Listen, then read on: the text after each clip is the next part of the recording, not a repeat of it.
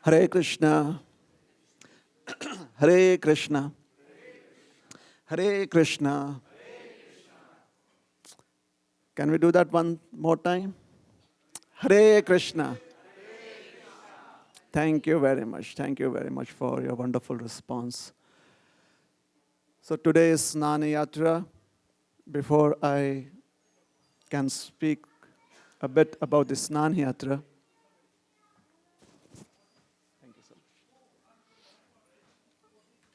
I would like to appreciate the opportunity that is given unto me to serve all of you, and especially thank my good friend Vanmali Pandit Prabhu.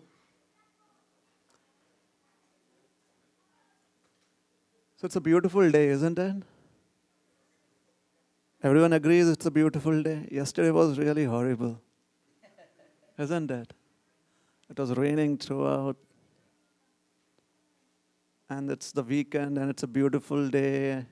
So what are all of us doing here? Why are we not out there?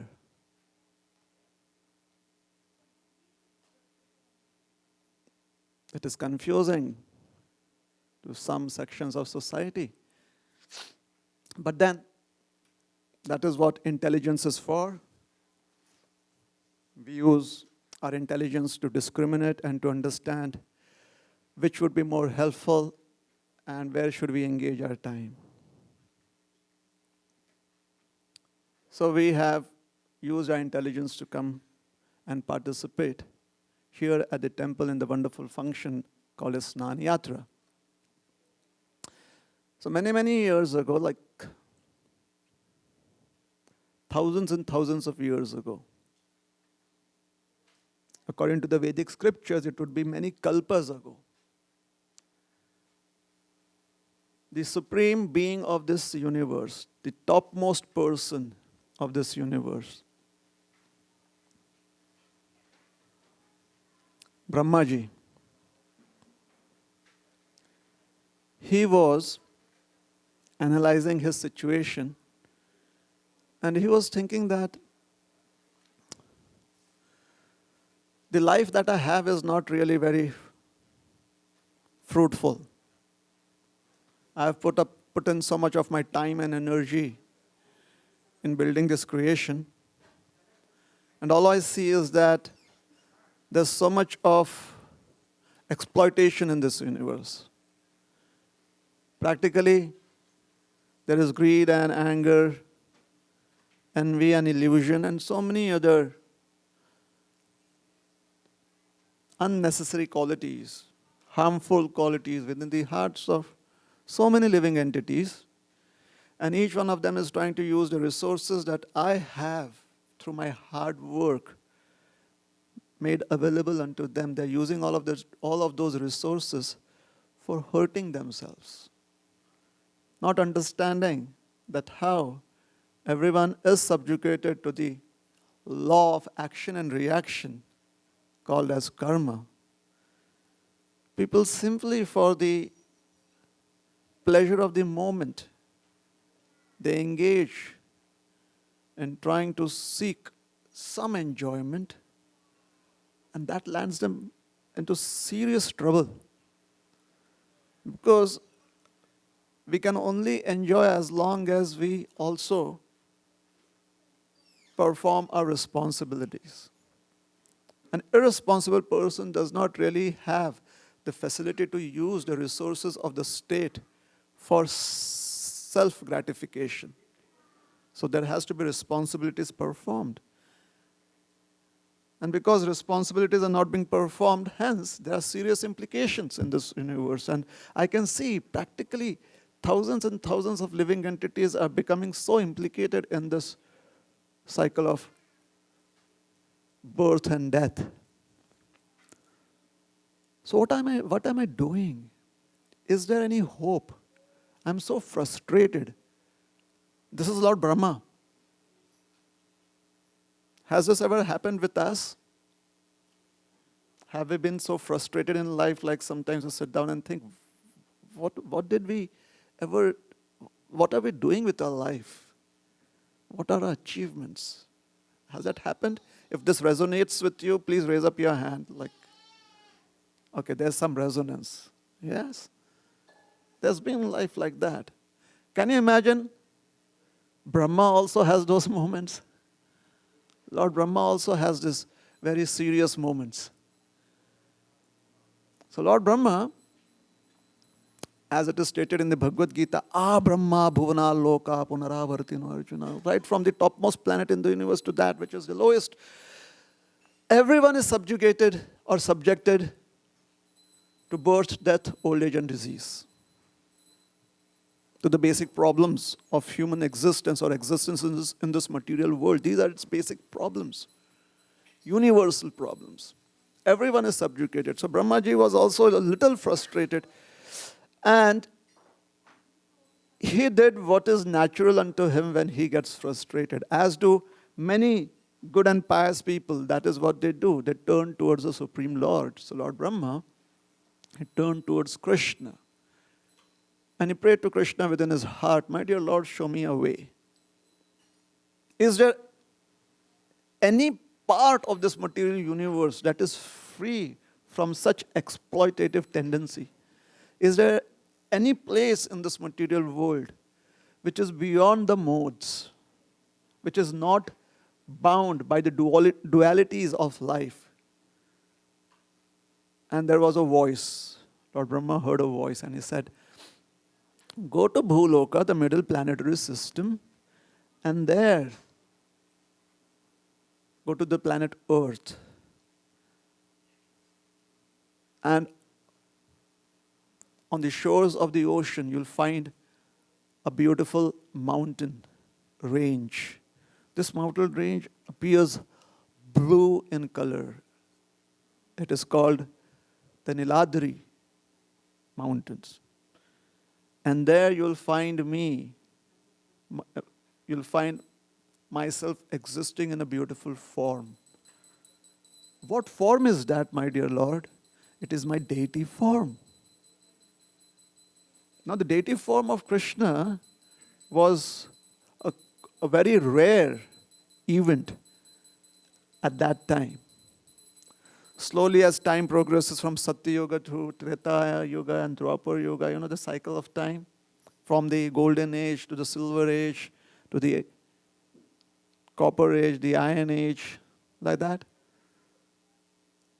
Krishna's appearance, Krishna makes himself more available in the deity form. Previously there was meditation, that was really what people were interested in, meditating on the super soul within their heart.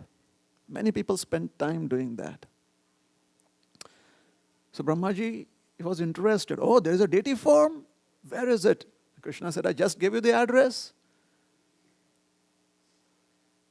And if you really want to know it in more detail, you can do Google search. You'll find it, Niladri Parvat. It's still there. You can search on Google and you'll find that. So Brahmaji, he sat on his swan carrier and he came all the way down from Brahmaloka to Bhuloka. And he went to this beautiful mountain on the shores of the ocean. And there he searched within the forests of that mountain range. And he found this beautiful effulgent cave. And he entered the cave. And there he saw the beautiful deity form of Krishna, along with his spiritual potency, Srimati Radharani. There was Radha Neela Madhav there. Neela Madhav was the deity form. And when Brahmaji saw this beautiful deity form of Krishna, he immediately felt himself so affected, spiritually moved, that his heart was full of love and devotion for Krishna. And he was crying tears of affection for Krishna. And he said, I've never seen such a beautiful form, such an effulgent form, such an elegant form. Brahmaji fell in love with the deity form of Krishna. And when Brahmaji was in the presence of Radha Nila Madhava, all of his anxiety, all of the stress that he had simply vanished. He felt as if he was not in the material world at all. Brahmaji sat down there and he did his bhajan, he did his devotional practice. He started glorifying Krishna. And then Brahmaji was wondering that, how is it that I was never aware of this place? I created the 14 planetary systems. I have the blueprint of everything in this universe. How is it that I was not aware of this place? And then Brahmaji realized that there are certain mysteries that are more mystical than even the Bermuda Triangle. Like not being aware of this place. Lord Brahma is not aware of this place. So he looked around. He comes out of the cave and looks around. And right outside the cave, there is a beautiful pond. So serene and placid are its waters, that looking at the water of this beautiful pond, Brahmaji's mind becomes tranquil. He sits down by the banks of that lake, of that pond,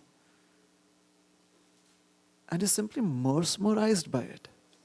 At that moment, Brahmaji sees a black crow fly out from somewhere and fly over the lake. And the crow had such a low flight over the lake that its wings, as it was flapping its wings, the wings touched the water of that lake. And there was no sound like that. But I have my own effects sometimes, special effects. And the crow was no longer there. There was an effulgent four-handed form of the spiritual world right there. And Brahmaji was shocked. What did happen? I just saw a crow flying across a lake, and the crow's wings happened to touch the water of this lake. And the crow, its material body is gone. And now it is pure spirit, a pure spiritual being. And not only that, Brahmaji saw the plane. He saw the crow, who is no longer a crow, but is a four-handed spiritual being, wait there for an airplane to land. A plane appeared from somewhere, a Vimana. And there was an announcement done. All the passengers who are ready to leave for Goloka Vrindavan, Vaikuntha, kindly board through gate so-and-so. And this four-handed spiritual being boarded that plane. And the plane took off. That being was the only passenger on that plane. And Brahmaji, when he saw that, Brahmaji thought, what am I doing here? Why don't I jump into the lake? And he was about to jump into the lake, and there was a voice in the sky that said, Brahma, you still have so many duties to perform. You still have to be the temple president of the universe. Stay back. This is not your time. So Brahmaji held himself back. What is this pond? Oh, this is the Rohini Kunda. What did I see? You saw the potency of the spiritual place, of this holy place. What is its potency? This place is so potent. The waters of this pond are so potent. The air of this holy dham is so potent. The dust particle of this holy dham is so potent that millions of lifetimes of karma are simply burnt if one with sincerity takes shelter of this holy place. If there is no duplicity within the heart, one is not having any ulterior motives. And even if one unconsciously happens to take shelter of this holy place, still the holy place benedicts one. Brahmaji was wondering about all this information that he had, and he was kind of processing it. His processor was a little old, so it was taking some time. Brahmaji needed to update his memory. So it was taking some time to process it. Meanwhile, he had a visitor. This visitor was the god of justice and death, Yamaraj. Yamaraj was on his bull, or rather it's a buffalo. He comes riding on his buffalo. He's like, Brahmaji, Brahmaji, what is this? I have been cheated.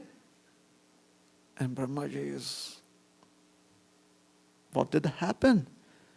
He said, I was given the authority to decide what would be the destination of every living entity. And what do I see? I see that a crow, simply by touching the waters of this holy pond, that crow has been freed of all those punishments, that justice that has to be meted onto him. He's free of all of that.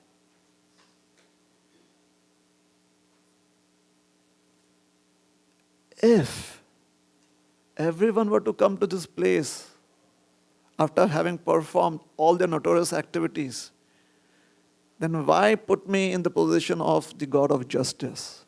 What will I do? So Brahmaji was now a little confused. Because what should he do? Should he completely delete the Department of Justice? Big question mark in front of him. Ever had question marks in your lives in front of you? What should you do? If you have, then please don't feel bad, because even Brahma has those days. Lord Brahma is having this confusion. How should I react to this? And at that moment, the goddess of fortune, Lakshmi ji, she spoke. O Brahmaji, O Yamaraji, this is my holy place. This is Shri Kshetra. And this place is not a creation of Brahmaji. This is the eternal world. This is Shri Jagannath Puri Dham. And anyone who even thinks about Jagannath Puri Dham or hears about the glories of Jagannath Puri Dham, anyone who even unconsciously renders service to Jagannath Puri Dham gets eternal residence and is beyond the jurisdiction of Yamaraji. So let us take a moment and think about Jagannath Puri Dham. It will help us go beyond the jurisdiction of Yamaraji. What do you say? Everyone is ready to do that? Yes? I see few people still being cynical about it. I mean, here's a free gift. If it works, it works. It doesn't, what do you lose? Isn't it? So let's not be cynical.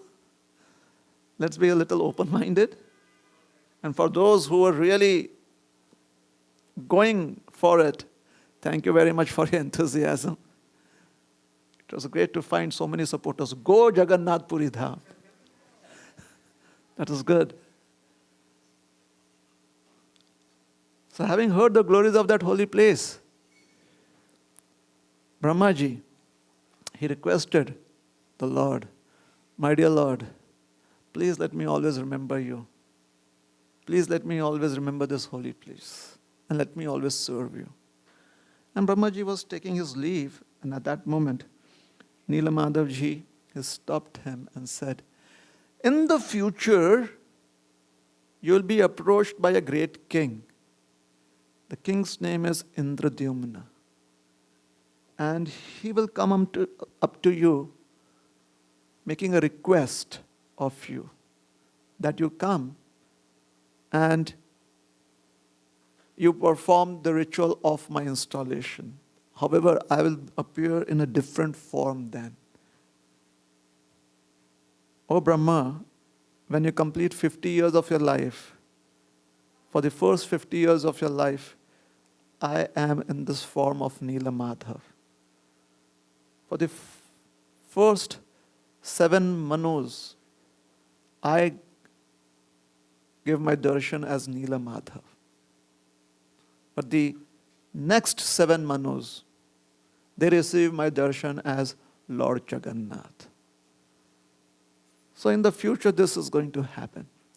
Now, just as all of you are listening with some rapt attention, there was a similar audience that was listening in complete rapt attention in the forest of Naimisharanya. And the speaker was Jaimini Rishi. And when Jaimini Rishi spoke of Indradyumna Maharaj and Lord Jagannath, they immediately asked him, who is Indradyumna Maharaj and who is Lord Jagannath?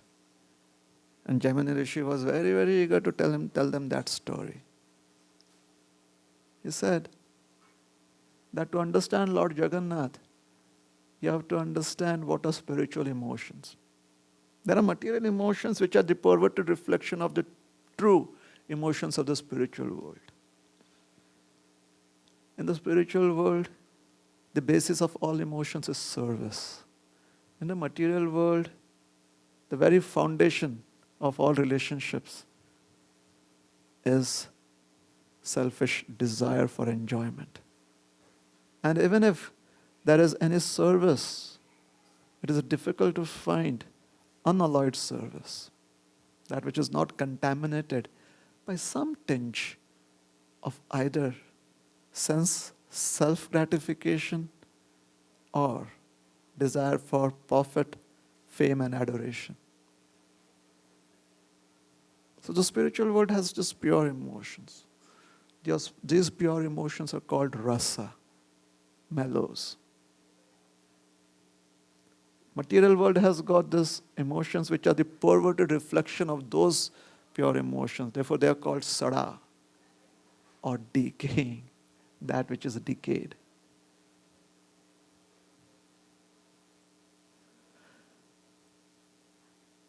The topmost of the spiritual emotions is when one is so much in thinking about the person that one wants to serve, that one completely loses understanding of one's existence. One is unaware of one's own existence. And the only existence that matters is to serve one's beloved. This is called as Mahabhav. And when the emotion of this Mahabhav manifests and it touches Krishna, then Krishna becomes so moved by the emotions expressed by his dear devotees in the spiritual world that all of his senses become stunned. His eyes become super dilated, and all of his limbs, they become constricted. And that is when Krishna manifests his form as Jagannath. So Jagannath is the form where Krishna is completely in love with his devotees. And when Krishna is in so much love with his devotees, he sees that his devotees love him so much. So that love that Krishna has for his devotees increases all the more. And the personification of the reciprocation to Krishna's emotion is the topmost devotee, Srimati Radharani. And when Krishna manifests the emotions that he feels being indebted to the service of Radharani, that is called as Mahabhav Prakash. And Jagannath is Radha Viraha Vidhura Murti. Krishna, who is completely submerged, being submerged in the emotions of gratitude for the services that his devotee has rendered, knowing very well there is no way that he could repay the debt that he owes to his devotee for rendering such unalloyed service unto him. How does this form manifest? Once, Krishna was in Dwarka, and Mother Rohini, she was narrating the glories of Krishna in Vrindavan. But before Mother Rohini, who also is the mother of Krishna's brother Balaram, she began narrating in Dwarka the glories of the childhood pastimes of Krishna. She appointed Krishna's little sister Subhadra to be guarding the door of the room where these pastimes were being narrated. And Subhadra had to immediately let Mother Rohini know that Krishna and Balaram are somewhere around, because she knew that as soon as in Dwarka there was a rule, no one speaks about Vrindavan at all.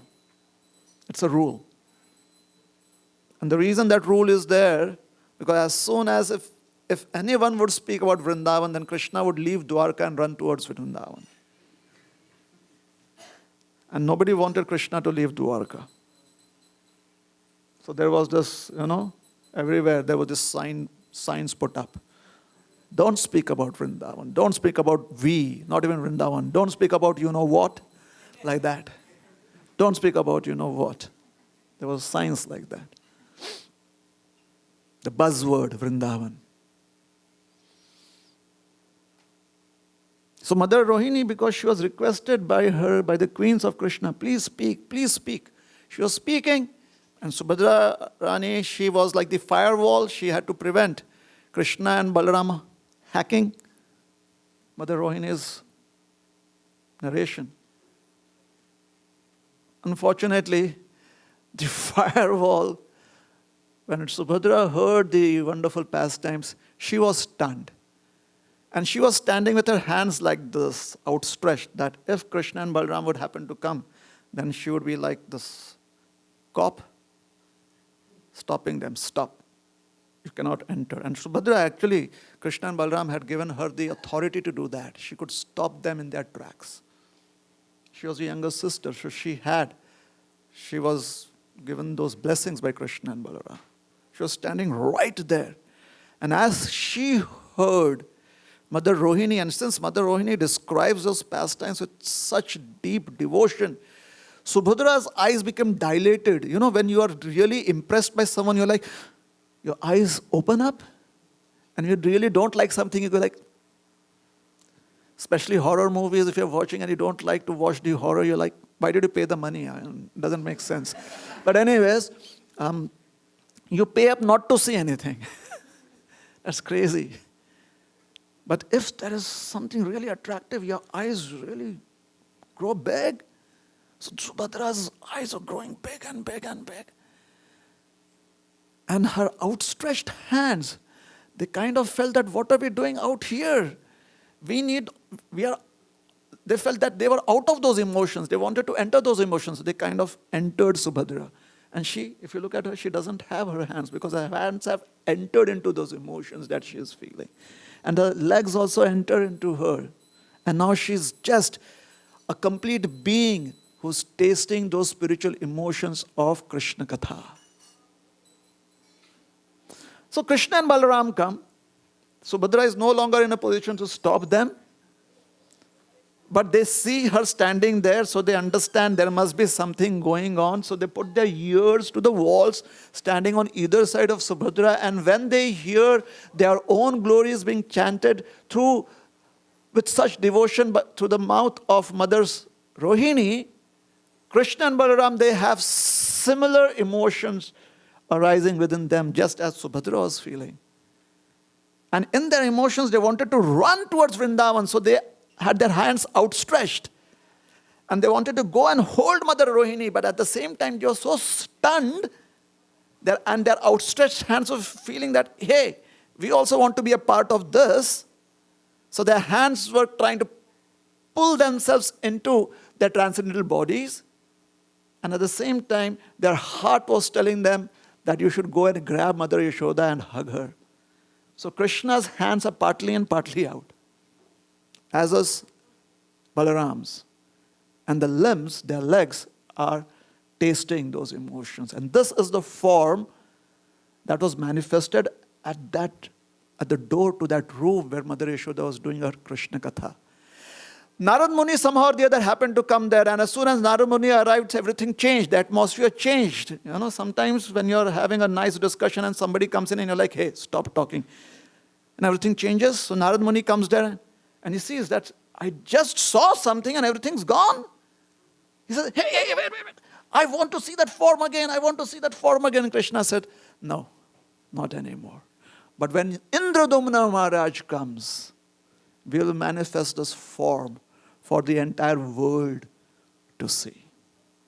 And then Indradumna Maharaj, he installed the deities of Jagannath, Baldev and Subhadra. And he invited Brahmaji to do the installation. And Brahmaji appeared. And in the month of Jyeshtha, on the full moon night, full moon day,